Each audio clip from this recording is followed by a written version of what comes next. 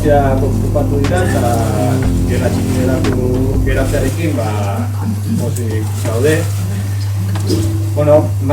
Hitzaldia hau martxoak 8 emakumeen nazioarteko eguna dela eta Hautsan Hitzek egunaren garrantziaz jabetuta hitzaldi bat antolatzea pentsatu zuen.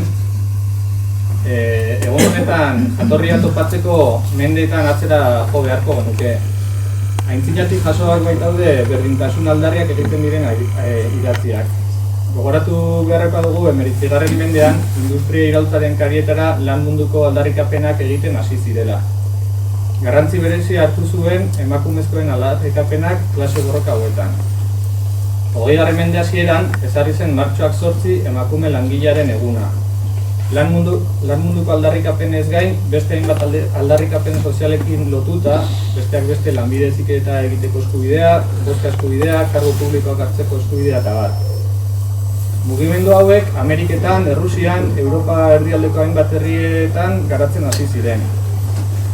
Nazio Batuen erakundean 1975ean ezarri zuen emakumearen nazioarteko eguna martxoak 8. Ordutik zabaltzen joan da egun honen aldarria mundu mailan, bai gizartean, bai erakundeetan ere. 21. mende hasiera honetan, mugimendu feministak bultzatuta klase borrokari berriro tinko heldu zaio. Hego Ameriketako eta garatze bidean dauden herrietako mugimenduetatik abiatuta. Gaur hitzaldia ematera Nekane Jurado etorri zaigu, nik bere aurkezpena egitea bera hemen dudala, ez dakit asmatuko dudan, baina bestela berak zuzenduko du eta nahi badu bera garatuko du. Nekane Jurado ekonomilaria, psikologo klinikoa eta idazlea dugu gaur, gonbidatu gisa. Katalunian jaiotakoa da eta egun Euskal Herrian du bizitokia. Hainbat liburu argitaratu ditu eta bereziki gaurko gaiari lotuta bere azken liburu aurkeztera gonbidatu dugu. Bere hemen izanik, bere biografia nik baino askoz egokiago egingo du. Beraz, berari nahi dituen zehaztasunak ematea utziko dio. Gaurko aurkeztuko duen liburua Lucharon contra la hidra del patriarcado, Mujeres Libres izena du. Liburu honetan eta berriro ere zuk zuzenduko didazu gaizki esaten badu zerbait. Nekane Jurado 20. mende hasieratik klase, genero eta botere borroka honen oinarriak aipatzen dizkigu. Gaur egungo gizartean bizi ditugun desberdintasunek zein eragin duten eta gaurko borrokara nola egokitzen diren jatorrizko mugimendu horiek. Beraz, protagonismoa berea da eta utziko diot berari nire akatsak edo zuzentzen eta liburuaren aurkezpena egiten.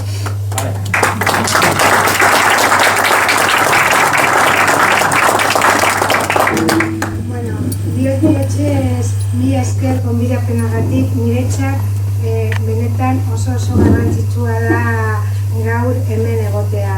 Eta barkamenak eskatzen dizkizuet euskeraz ez hitzeagatik, baina zuen interbentzioak edo debatea posible da euskeraz egitea.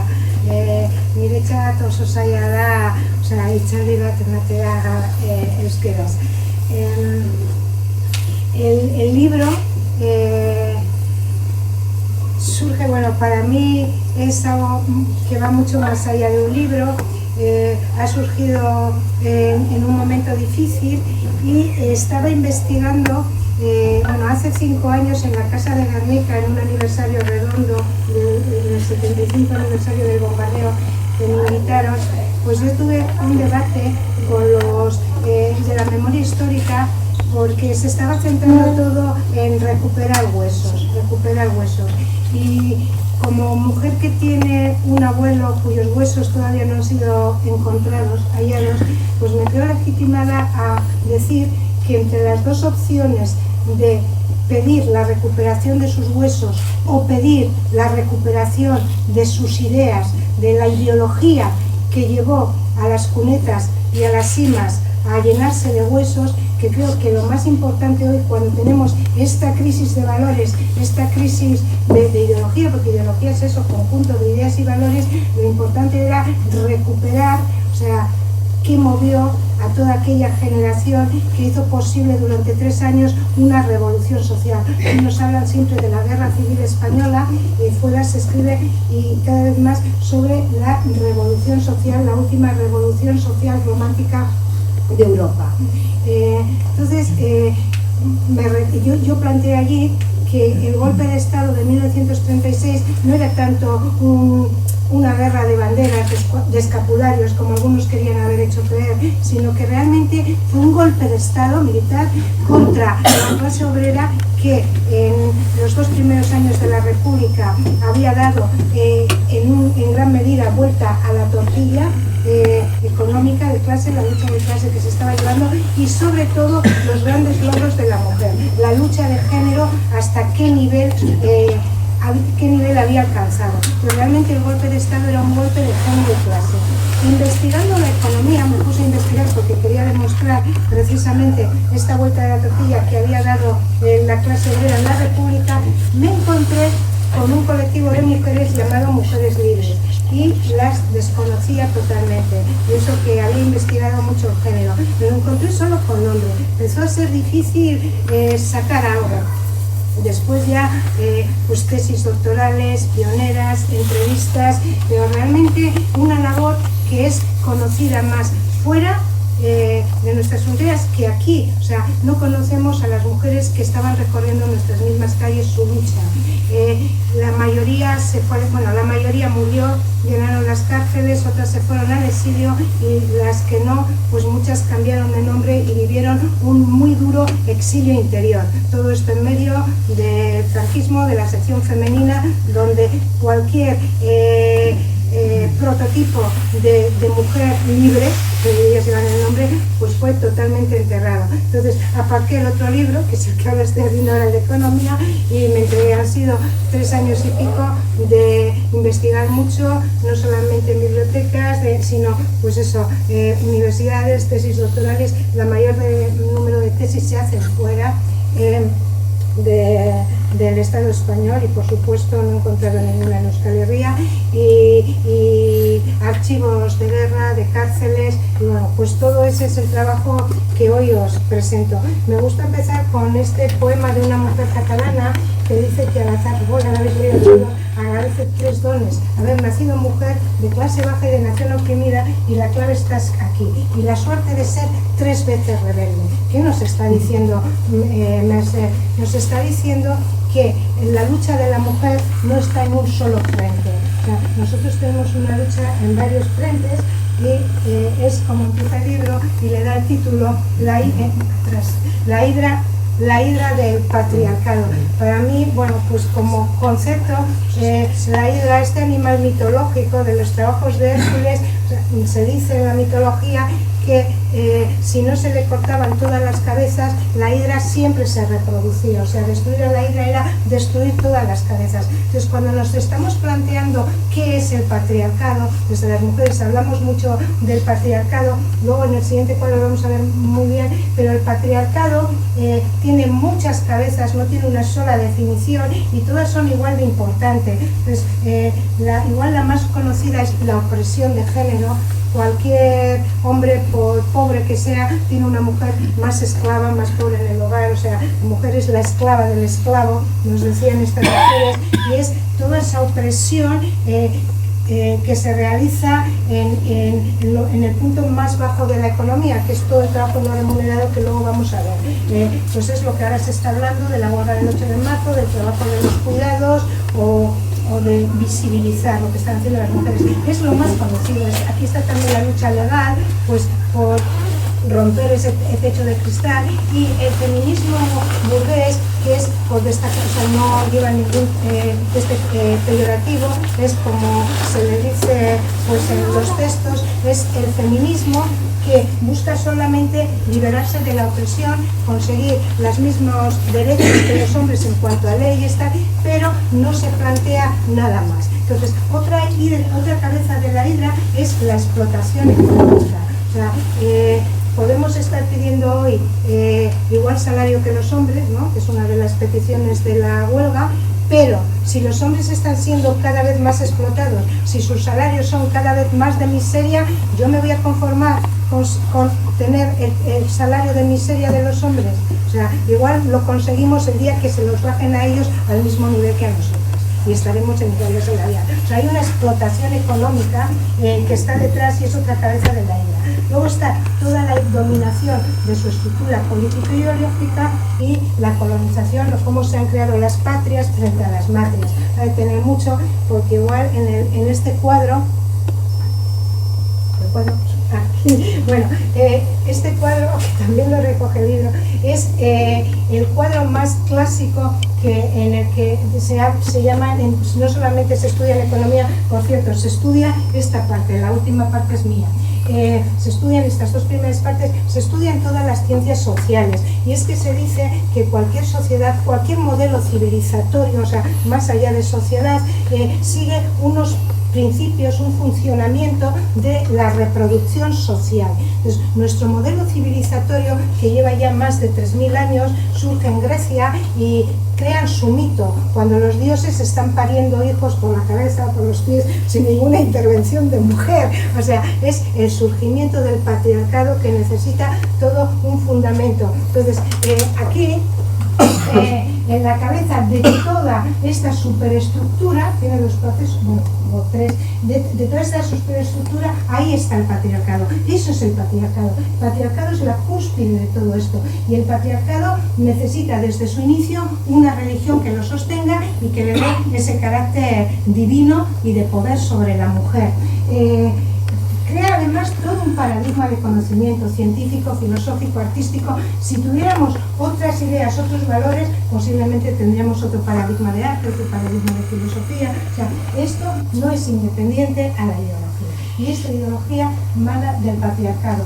Luego, para sostener esa ideología se necesita todo un aparato jurídico-político, o sea, que determine que solamente es válido y condene los valores que no encajen ahí, o todo lo que vaya en contra de esta religión, de la Inquisición, o en contra de este paradigma científico. La Tierra no podría ser redonda porque había un paradigma anterior. Quiero decir, bueno, pues todo se construye en función de esto con su soporte jurídico-político. Pero para sostener esto se necesita cualquier sociedad, una base económica. Yo le añado también la palabra ecológica, que nos olvidamos que economía y ecología tiene la misma raíz.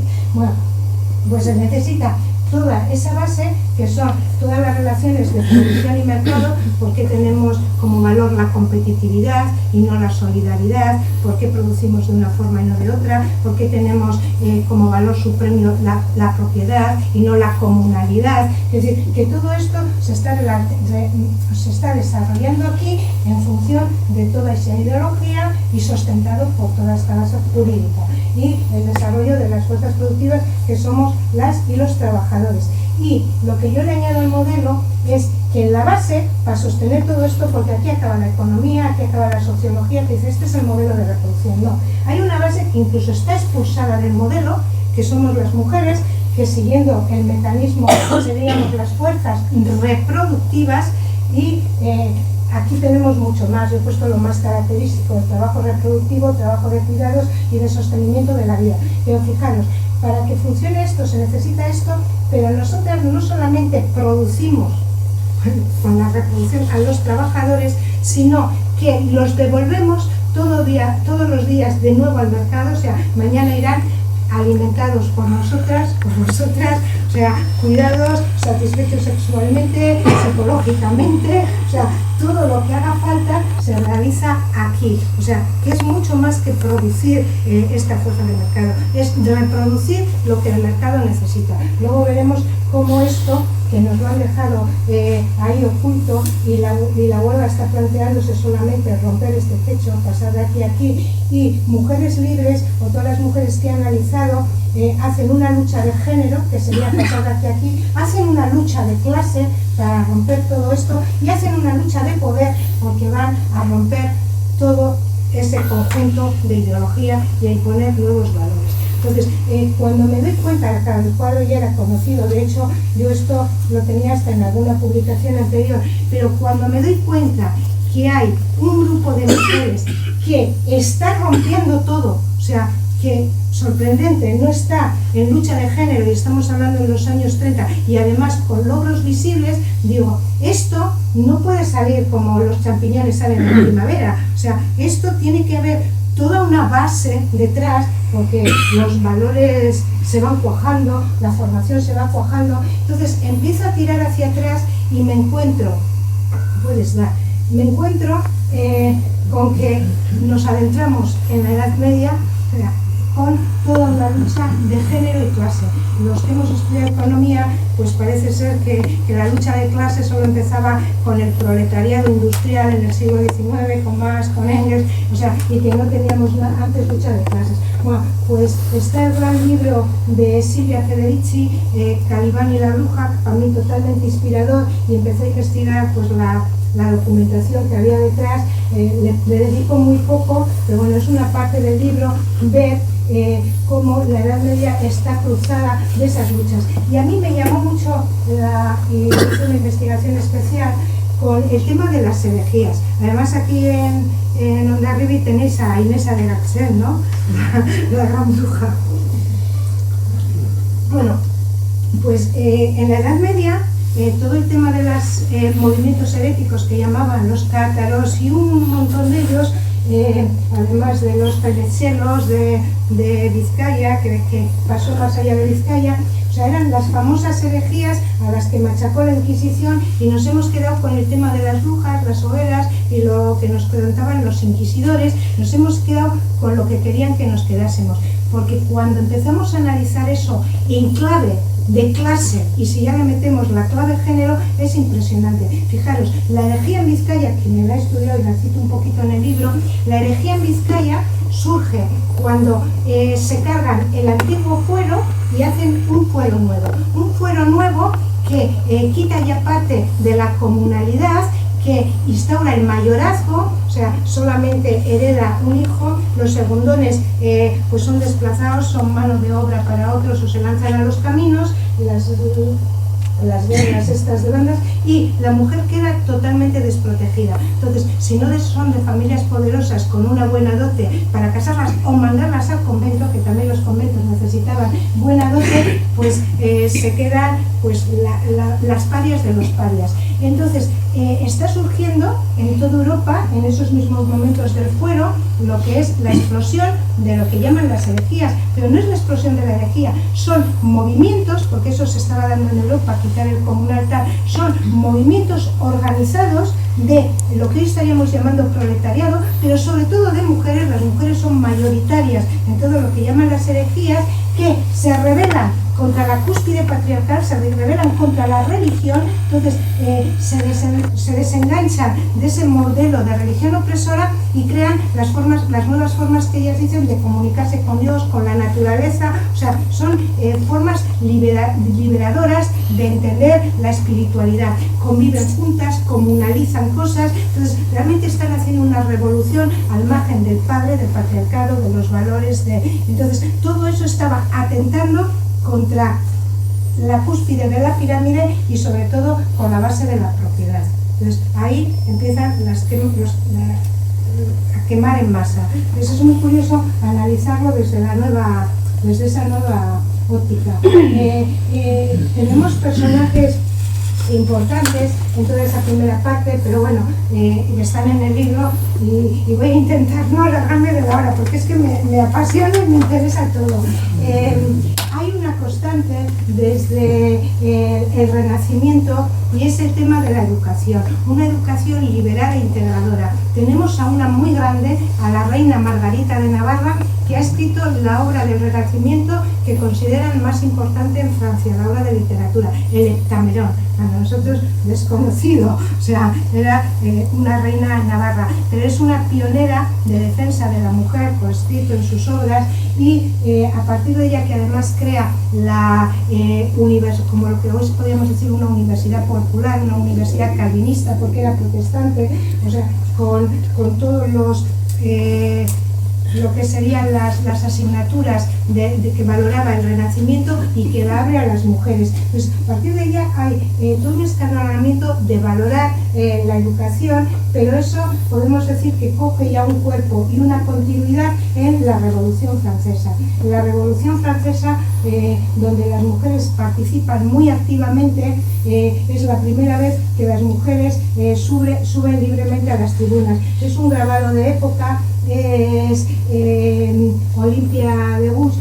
Esta mujer, en 1790 se escribió la Declaración de Derechos del Hombre, tras la Revolución Francesa, pero eran del hombre y del ciudadano. Entonces ella, un año después, plantea la Declaración de Derechos de la Mujer y la Ciudadana. Sigue siendo, un tratado, precioso y actual de feminismo. Lo hace antes que la inglesa, un año antes. O sea que siempre se nos ha dicho que ella, que Mary, es la iniciadora con su obra Reivindicación de los Derechos de las Mujeres. Realmente es un año posterior, incluso ella conocía a esta autora. Bueno, en el punto 10 de este articulado de Declaración de Derechos dice que si la mujer tiene el derecho de subir al cadalso, tendría que tener el derecho de subir a la tribuna. La llevaron al cadalso. Fue una gran defensora no solamente de mujeres, sino de la esclavitud. Nantes era el primer puerto esclavista de Europa. Fue muy dura con la esclavitud, con todo el tema social. Por supuesto, en estos momentos estaba defendiendo el divorcio, era todo. Entonces, bueno, pues ella marca el paso a lo que es toda una saga de mujeres que sobre todo se desarrolla en la primera parte en Francia, luego ya está en Alemania, Estados Unidos, en el Estado español, de grandes mujeres que están haciendo teoría y práctica y bueno, lo que os voy a decir es que todas las que desarrollo desde, quitadas las de la Edad Media, todas las que desarrollo desde la Revolución Francesa hasta aquí son las que han luchado contra género, clase y poder, contra tres cabezas de la ira como mínimo. Quiero decir, que hay otras mujeres que me puedes decir, ¿por qué no están? Bueno, pues analizar y veréis que igual han tenido una gran esto de género, pero no de clase, o aceptaban todo el poder establecido.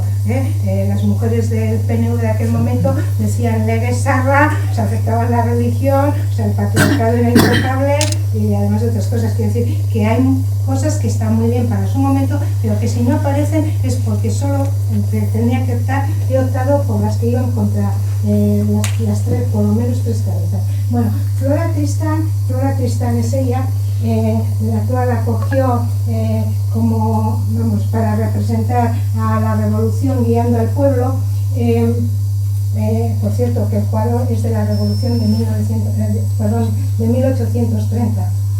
Ahora acabo de ver el fallo con las veces que lo he pasado, de 1830. Bueno, pues esta mujer de corta vida fue no solamente una gran teórica de cómo tenía que unirse y cómo se tendría que hacer la lucha del proletariado y de la mujer, lo vivió en carne propia, se separó, recibió un tiro de su marido, fue una gran escritora. De ella es la frase proletarios del mundo unidos, que luego le copiaría Marx y Engels. Pero es que ella, si la analizamos, porque yo cuando estudié, que en mi época se estudiaba en economía el socialismo como algo normal, no como lo que está dejado ahora, pues nos decían siempre que el socialismo utópico era una cosa y el socialismo real lo habían iniciado Marx y Engels, que era el que posibilitaba ya la lucha, la revolución, y nunca se nos habían citado mujeres. Bueno, pues Flora Tristán, anterior, en sus escritos a Marx y Engels, realmente desarrolla el socialismo real. No tiene la perspicacia de un Marx para describir el capital, pero todas las bases las pone Flora Tristán. Ellos la citan un par de veces y no en los elementos más importantes. Ella estuvo por Francia queriendo crear mutualidades obreras, formando a los obreros, una vida impresionante. Le sigue Louise Michel, están un poco cronológicas, solo he cogido a dos, el libro trae a muchísimas más. Louise Michel la destaco por su gran labor de educadora popular, entendiendo la educación como algo totalmente nuevo y revolucionario. revolucionario. Luego hablaré sobre esto. Esta mujer, por ejemplo, venía de una clase muy acomodada, se forma y se niega en la Revolución Francesa pone la educación como obligatoria pública, se niega a jurar ante Napoleón III el cargo, tal era su elemento de lucha contra el poder, y forma su propia línea de escuelas. Luego es una de las máximas dirigentes de la Comuna de París. Ella dirigió el barrio, se llaman las divisiones esas de París más importante, y lo hizo, según dicen todos, de forma muy modélica, que se ha quedado como un poco emblemas de los intentos comuneros que se hicieron después. Por supuesto, fue condenada a muerte, pero se lo quitaron, fue exiliada, y es un mito y un referente, sobre todo en el tema de educación. Luego, el siglo XVIII es un siglo en el que ya se sigue un claro desarrollo, pero total, o sea, al límite, que no al límite de ahora, sino mucho más que ahora, que decir, porque ahora estamos hacia atrás, o sea, donde hay ya una plena madurez de la lucha obrera. Fijaros, estamos hablando antes de Marx y Engels. Bueno, hay unas mujeres poco conocidas, las tabaqueras, que le llamaban las cigarreras. Las tabaqueras o tabacaderas eran muy importantes porque el Estado español tenía el monopolio, tenía las colonias que producían el tabaco, le pertenecía, y tenía el monopolio de toda la elaboración del tabaco para Europa. Era su principal exportación hacia Europa como producto manufacturado, el tabaco. Entonces, eran fábricas inmensas, donde la más importante, que era la de Sevilla, que es la que representa este cuadro, llegó a tener en el momento más bajo más de 6.000 obreras en plantilla constante. Las tabaqueras de Euskal Herria vienen más tarde, vienen al perder la Tercera Guerra Carlista y abolir los fueros, este monopolio del Estado entra, y es cuando se funda la tabacalera de Donosti o la tabacalera de Bilbao. Son ya de mitad del siglo XIX. Pero las tabaqueras, que os digo, vienen desde el siglo XVIII, y son muchas mujeres trabajando juntas, y cogen desde el primer momento un nivel de solidaridad, sobre todo después de conocer, porque Flora Tristán, estaba pasando fronteras, de hecho se movió por Europa, y de conocer la Comuna, la Revolución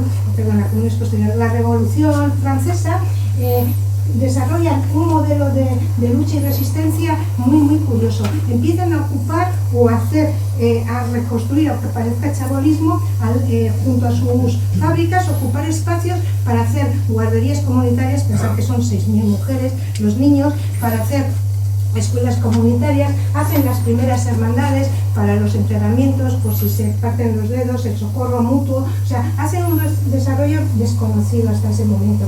Y en 1828 se suman al gran movimiento ludita inglés. El movimiento ludita fue un movimiento que, en una nueva revolución de la máquina del telar, pues todas las revoluciones de maquinaria llevan a expulsar mano de obra. Entonces, ante esa revolución, los trabajadores ingleses empiezan a quemar las máquinas y pidiendo el reparto del trabajo. Entonces, ellas, que también en ese momento les meten nuevas máquinas para el tabaco, empiezan a quemar las máquinas, y queman las máquinas a nivel de todo el Estado español, pero saliendo a la calle, y le siguieron luego el textil la Escocia, y la gran revuelta la dan en 1828, y siguen todo el siglo. Claro, teniendo en cuenta esto, y con el movimiento del textil, pues no nos extraña que una mujer, que la cito por citar, Isabel Vilá, en 1871 participara en la primera internacional como sindicalista, cuando el primer sindicato del País Vasco, que es el de Vizcaya, es de 1884. Entonces, es la primera, yo creo, es la primera catalana sindicalista, posiblemente sea la primera del Estado español. Esta mujer, aunque sea su nombre yo no la conocía, hasta allá ves que está todo junto, fue una de las grandes figuras de la Primera República Española, bueno, la segunda, una Primera República. Entonces fue una conspiradora para declarar la Primera República, República y en su zona catalana de la Llagostera, cuando se estaba en la tercera guerra carlista, estaban ocultando a los hombres, a los hijos, para que no se los llevaran a las fincas, y promovió una recogida de firmas para llevarlas a cortes, que se llevaron. Esto aparece que se llegó a debatir en cortes, aparece en periódicos de la época, y ya que había recogido las firmas, pues no solamente pidió la abolición de las fincas, pidió la separación de Iglesia-Estado en ese año, la libertad de cultos, o sea, estaban yendo arriba. Bueno, pues también una lucha de Sabadell y su comarca en 1883. Entonces, los años en los que hablamos, la huelga se desarrolló durante 7 semanas y al final consiguieron lo que querían, con lo cual a partir de ahí, o sea, las mujeres están, la mujer obrera totalmente empoderada con lucha de calle. Esta mujer fundó el primer sindicato de mujeres, lo funda en 1884, el sindicato de textil, y en 1889 hace la primera organización feminista española. Esto digo porque desde la universidad los textos clásicos nos dicen que el feminismo entró muy tardíamente en la península ibérica. Hablan de ya muy entrado el siglo XX. ¿Pero qué nos están hablando? Nos están hablando del feminismo sufragista. Se olvida de un feminismo obrero que estaba viviendo en la calle y que, como ellas decían, ¿para qué iban a pedir el voto cuando en el Estado español en estos momentos podía votar el 3 y pico %, porque se votaba según riqueza, según patrimonio, según una serie de elementos, y encima estaba totalmente corrompido, ¿no? Lo vemos en todos los elementos de la época. Y entonces ellas desarrollaban una frase importante, y es que si las leyes son injustas, o sea, no perdamos tiempo en buscar un voto para un posible cambio, sino incumpllámoslas ya. O sea, entonces ellas eran de acción directa. Bueno, sigo. Me voy a pasar a Teresa Mañé, otra grande, porque me he propuesto que no voy a llevar más de 1 hora, porque me emociono y al final se hace muy duro. Para vosotras, para mí. Bueno, hay otro elemento, todo esto os lo traigo porque es lo que está alimentando y se entiende después lo que desarrollan Mujeres Libres. Y hay otro elemento clave que también es bastante desconocido, que es la gran revolución sexual que se da a final del siglo XIX y sobre todo en el primer tercio del siglo XX. La revolución sexual empieza un poco porque un señor Malthus, un sir inglés, desarrolla, habréis oído hablar de las teorías natalistas de Malthus. Este decía que la población crecía en progresión geométrica y los alimentos en progresión aritmética. Entonces, en muy poco tiempo no iba a haber alimentos para toda la población. Y este señor decía esto en Inglaterra, con toda la época victoriana. Entonces, ¿qué se les ocurría o qué estaba pidiendo en unión con la Iglesia? Una terrible represión sexual. Incluso se estaban planteando lo que luego hemos visto que se ha hecho en siglo XX en ciertos países, ¿no? La esterilización de mujeres proletarias. Entonces, ante todo este disparate, se crea toda una forma de pensamiento. Además, se unen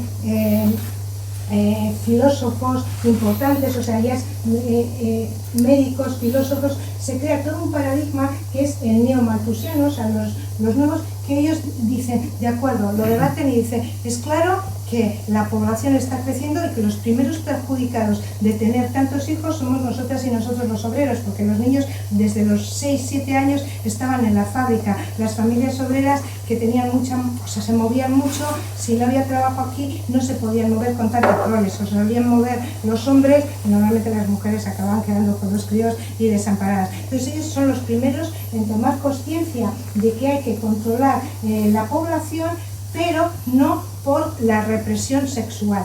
Y con toda una cobertura filosófica empieza a salir como político la sexualidad. Ellos hablan de la biopolítica, o sea, el Estado está reprimiendo la sexualidad, o sea, porque en estos momentos le interesa por algo, lo mismo que en épocas de guerra o en épocas de escasez de mano de obra, es proclive a aumentar la natalidad. Entonces, ellos se dan cuenta de lo que antes hablábamos en la base de aquel cuadro, que está el sistema de reproducción de la vida, que no es un tema privado, que es un tema político y es accionado por todo el patriarcado, tanto para acelerar la reproducción como para en un momento dado cortarla. Entonces, desde todo un elemento de filosofía y con muchos médicos muy implicados, empiezan a desarrollar este movimiento con todas sus revistas, sus medios de comunicación. Se desarrolla en Estados Unidos y en lo que es la Europa occidental,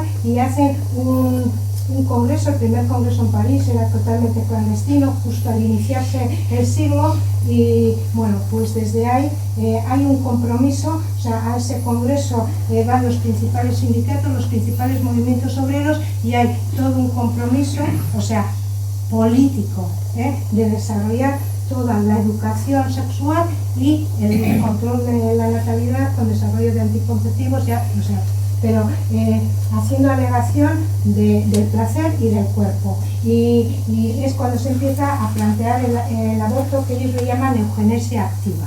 En 1904 se crea en Barcelona el primer centro de planificación familiar del Estado, con educación, con anticonceptivos y con práctica de aborto. Es el primero de toda Europa.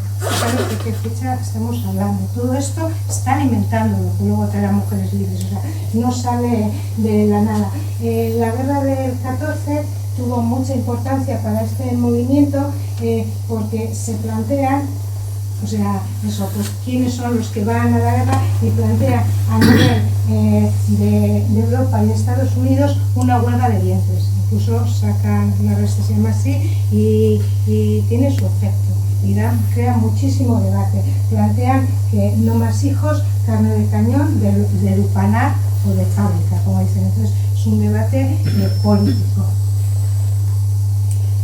Otro tema muy importante en todo este tema revolucionario es la educación, que como os vengo señalando todo el rato, pero es la educación como arma de liberación. Ellos piensan que la educación es un instrumento de control de clase, que es claro que la Revolución Francesa y después en el Estado español, desde 1860 y algo, también se plantea la educación pública, o sea, dan una educación pública. La privada se daba todo en centros religiosos, había muy poca escuela privada laica, pero esa educación pública es la que interesa al capital para reproducirse. O sea, a los obreros se les enseña cómo funciona una máquina, o el control numérico, que es decir, lo que se llamaban antes las 4 reglas, sumar, restar, o sea, lo necesario para ser útiles en la producción, pero no más allá. No se les enseña filosofía, no se les enseña arte, no se les enseña a pensar o a ser seres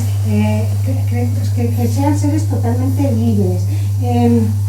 Es de manifiesto del Consejo Federal de la Nación Española. Esto era un nombre que llevaba a toda España, o sea que esto lo hacen en Europa, 1869. Fijaros qué declaración, es un consejo obrero, y es del año 69, y aquí habla ya de, pues lo podéis ver.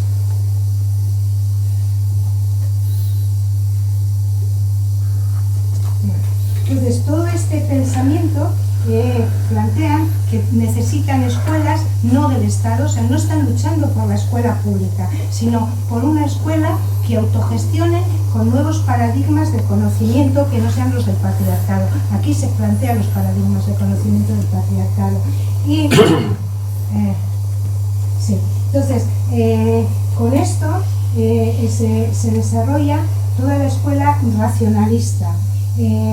Ferrer y Guardián, su nombre de pensamiento libertario. Deciros que aquí lo más enriquecedor, tanto en la revolución sexual como en la de la educación, fue el pensamiento libertario, que no es solo el anarquismo es una parte del pensamiento libertario. El pensamiento libertario estuvo muy desarrollado en toda la zona mediterránea, Portugal, Italia, el Estado español, y se dice que era como un pensamiento autogestionado que viene desde muy atrás, y es lo que se llamaba, o sea, el pensamiento libertario abarca mucho más que lo que es el anarquismo, aunque el anarquismo es pensamiento libertario, pero el libertario es más amplio. Entonces, lo que estaba pasando es que de Europa venían cosas, venían sobre todo de Francia, que estaba desarrollando sus revoluciones, venían cosas muy ricas, pero el pensamiento libertario las cogía, las fecundaba y en muy poco tiempo las hacía mejores y las lanzaba de nuevo a Europa. Es muy curioso lo que estaba haciendo ese pensamiento.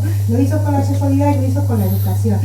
Ferrer y Guardián estuvo entre 15 y 18 años exiliado en Francia y desarrolló toda la pedagogía de vanguardia que estaba desarrollando Louis Michel y que estaban desarrollando la escuela francesa. Entonces, vuelve a principios de siglo a Cataluña y crea lo que se llama la escuela racionalista. Su finalidad es totalmente la emancipación social, lo que os estoy diciendo, un principio total de autogestión pedagógica, coeducación de sexos y clases. Quiere decir sexos y clases, coeducar. Bueno, pues es muy curioso lo que pasó en la escuela racionalista. Se implicaron totalmente en la masonería española. La masonería española estaba viviendo, después sobre todo que cae la Primera República, una constricción de todo el pensamiento liberal, del pensamiento más progresista, o sea, se vivía siempre en esa España negra. Entonces, quien le hacía frente a esa opresión de la España negra era, por una parte, los movimientos obreros y por otra parte la masonería. Igual por eso luego también lo odiaba tanto cuando se hablaba de los masones. Entonces, la masonería se une al proyecto de Ferrer y Guardián. Ferrer y Guardián también se dice que era masón, no está comprobado, pero bueno, se une ahí y lo que hace es que sus hijos van a esas escuelas y pagan mucho. Los hijos de tenderos clase media pagan un poco y los hijos de los obreros, que son más del 80% de la asistencia a esas escuelas, no pagan nada. O sea, y lo que hacen es mezclar sexos, también van las niñas, por supuesto, sexos y clases, todo mezclado. Ese era el principio, por eso es clases, son clases sociales mezcladas en las mismas aulas. Porque Ferrer y Guardián decía eso, que el sistema educa a cada clase lo que tiene que hacer, y hoy también es así. En la universidad se educa para que te miren a los ojos y te digan, señor trabajador está despedido, sin inmutarse, y al otro pues que sea fontanero, que sea, o sea, hay una educación para quien tiene que dirigir, para quien tiene que obedecer, son distintas educaciones. Entonces él plantea que no está educando clases, sino que está educando seres libres y en libertad. Es interesante para los pedagogos mirar esto. Bueno, pues realmente fue tan revolucionario, pues pasar que no murió de muerte natural, lo fusilaron en 1909. Claro, este es un periódico de época del fusilamiento. Crearon la escuela de Ferrer y Guardián, por cierto, en 7 años crearon más de 32 grandes centros en todo el territorio español, o sea, no es una cosa local, catalana. Tenían sus propias imprentas y su propio material pedagógico. Claro, alguien que quiere romper tiene que crear su propia pedagogía. Entonces, esto es un boletín de lo que llamaban la escuela moderna. Ya veis lo que pone, enseñanza científica y racional. Tenía los boletines para docentes, para padres, y luego pues todos sus textos. Seguimos. Entonces, con esto en marcha, ya veis que estamos hablando de 1900, tanto revolución sexual, educación, está surgiendo una nueva generación de mujeres que no la han ocultado. O sea, porque parece que las mujeres que llegaron ahí al voto, pues eran, o sea, una serie de mujeres obreras autoformadas. Por cierto, deciros que las cigarreras estaban apuntadas a casi todos los periódicos obreros y tenían lectoras para que fueran leyendo. Eran las que menos nivel de alfabetismo tenían, porque fuera de estos se formaban unas a otras. Entonces había mucha conciencia y muchísima formación. Entonces esas son las mujeres, o esa generación de mujeres, por lo menos en las zonas grandes, en las zonas industrializadas. Estoy hablando del oscuro campo andaluz o extremeño gallego. Estoy hablando de los grandes polos, que al final la República, además, donde ganó fue en las grandes capitales. O sea, había una generación ya de mujer obrera formada y concienciada. Entonces, estas son las mujeres que llegan a la Primera República, la Segunda República. La Constitución de 1931 participa en su elaboración una mujer, Clara Campoamor. Deciros que en la del 78 no participó ninguna, o sea que veáis cómo ha habido pasos atrás, y ninguna más ha participado, ninguna. O sea, en toda nuestra historia solo ha participado una mujer en elaborar una constitución, y fue en la de la Primera República. La Constitución de la Segunda República. En la Constitución de la Segunda República Española se estaba estudiando a nivel mundial, porque se dice de ella que era la más avanzada de Europa en ese momento y la segunda a nivel mundial. La primera en ese momento era la de México, que había vivido una revolución y había hecho una constitución muy avanzada. Entonces, plantea en su artículo de igualdad que no puede ser fundamento de privilegio jurídico ni el nacimiento ni el sexo de la clase social. Bueno, incluir aquí la palabra sexo es la palabra que más se ha debatido y más pliegos ha llenado, están en los libros de las Cortes, porque los opositores querían que se quitase la palabra sexo, que ya componer clase social, riqueza, tal, ya estaba, ¿no? Entonces, la primera vez que la palabra sexo aparece en una constitución y es la primera vez en nuestra historia que tenemos el voto, pero además se da derecho al divorcio, al aborto. Estamos hablando del año 31, todavía podemos ver las manifestaciones de vez en cuando de toda la Iglesia en Madrid, ¿no? Para volver a pedir el derecho a la vida. Estamos hablando de unos avances muy importantes. Se protege al trabajo femenino por derecho, se concede derecho a la maternidad, a la presión de maternidad en las empresas, o sea, una protección. Están luchando ya en esa época por la igualdad de salarios entre hombres y mujeres. Hay centros que también lo consiguen, o sea, en esta época. Y el Código Penal Republicano despenaliza el adulterio, y porque antes era luego vemos lo que pasa con el franquismo, es totalmente penado y era distinto si lo hacía un hombre o una mujer.